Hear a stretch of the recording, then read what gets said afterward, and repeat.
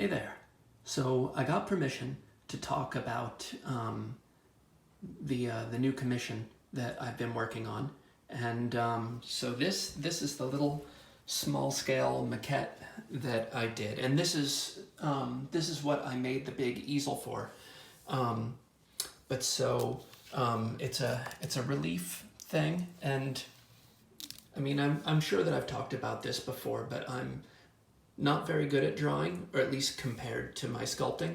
So yeah, these days it seems like when I have a commission or something like that coming up, instead of doing a normal pencil sketch, I'll do like a tiny little clay sketch. But so this, and to give you an idea of the scale, that's how big that is. And so basically, I guess this is a dream that this person had, and they're having me make it come to life. And so it's going to be 1-to-1 scale, and it's going to be sculpted in 5 separate sections, and each one will be independently wall mountable, and they'll all hang together, and you know, in relation to each other. It'll look like the full figures coming out of the wall, hopefully. So let me show you a little bit closer. And though I didn't really go into any kind of detail with these hands, the idea is that both figures' fingers are going to be intertwined in the hands. And yeah, so the way that translates so far, let me move things out of the way, is we've got this is the heads. And it's been really super helpful working on all this stuff on the board instead of on the ground, for a number of reasons. One, just my knees cannot take it, but also, yeah, like the gravity just affects things and makes everything different when it's on the ground. And for whatever reason, my brain just really has a difficult time separating, I guess, that kind of thing. Like, yeah, like I was sculpting everything while it was on the ground, kind of sagging as if it was laying down, when I know that when it's done, it's not going to be laying down. It'll look completely wrong. So, okay, anyway, there's that. And then the next part that I started work on, and what I've been working away on now, is the chest. And there's still a lot of work to do on this. Issues of symmetry and like size and shape and all sorts of different things, and even figuring out how and at what point things actually go into the wall. You know, to the point where I even hesitated to make this video quite yet, just because, you know, I don't want to show stuff that isn't good yet, you know. And there's so many points in the process where things just aren't really good yet. But that's what this is. That's what this is about. You're getting to look inside all of it. Eventually, hopefully, this is going to look great. Okay, and then after this, I ran out of the hard clay, and I tried to get more. But even though, as it turns out, Reynolds Advanced Materials bought the company Chavant, which is what this clay is. This is all Chavant NSP. Yeah, so Reynolds Advanced Materials now owns Chavant. Still, the Reynolds here in Atlanta does not carry hard. So instead of trying to get it from elsewhere and waiting for it to be shipped out, because I was excited to work on the next parts, I went there and just got a lot of medium. And so I started the legs here.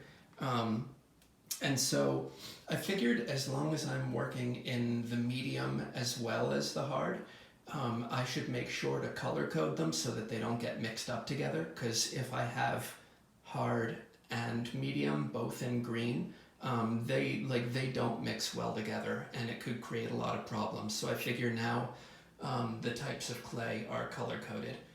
The only problem with that is that whenever I want to work on one part instead of another, I have to clean the other type of clay off of all my sculpting tools. which I guess isn't such a big deal because I should be keeping things clean anyway. But yeah, it's become, I guess, a new part of my process to laboriously clean all of the oil-based clay off of all of my tools. It's a hassle, honestly. But yeah, so these are the legs. I've been working on that. There's some interesting little undercuts that should be little, I guess their own kind of challenges when I get to the point where I'm molding and casting and stuff like that. And then here are the hands, and I'm playing with poses and stuff like that, trying to figure out what will be like cool and expressive and, not give away so much of, maybe give away isn't the right word, but not force a story so much on the viewer. That was one thing that the commissioner, Commissioner Gordon. I'll call all the people who commission things from me Commissioner Gordon from now on. But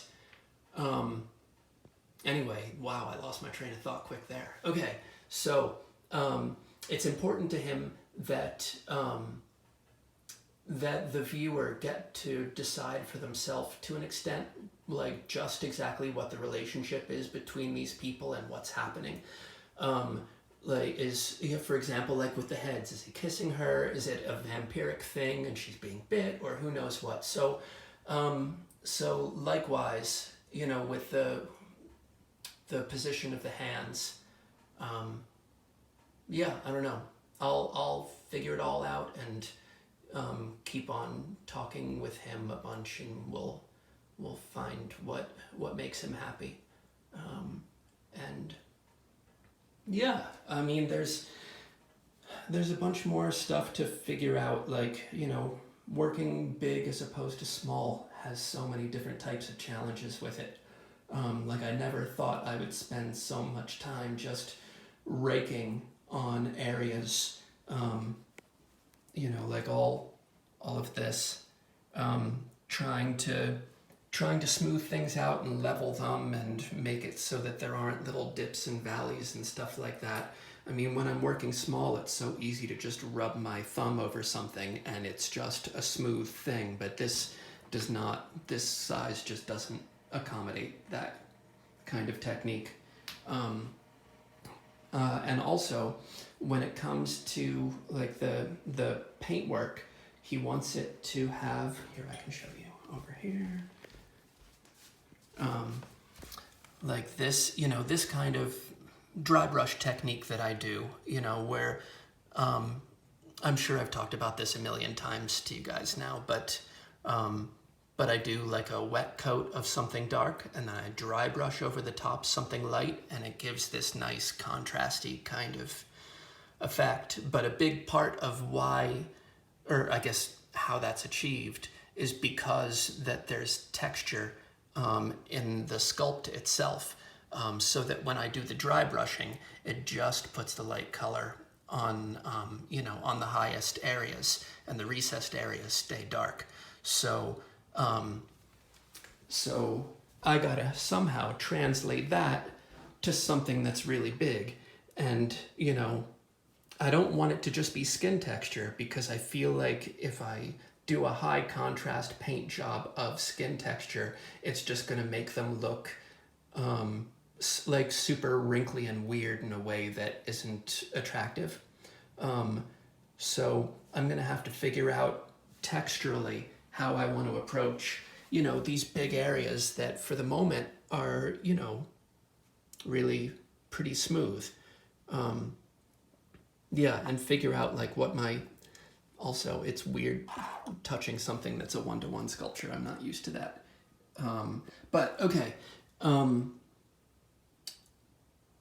So I'm gonna have to figure out what the sculpted texture is gonna be that will be awesome and make sense for all the parts as a cohesive whole, so that when I paint it, it'll look super cool, I guess. And and that's pretty much everything that's going on with this right now. I'll keep you updated as things progress. I hope you're all doing great out there.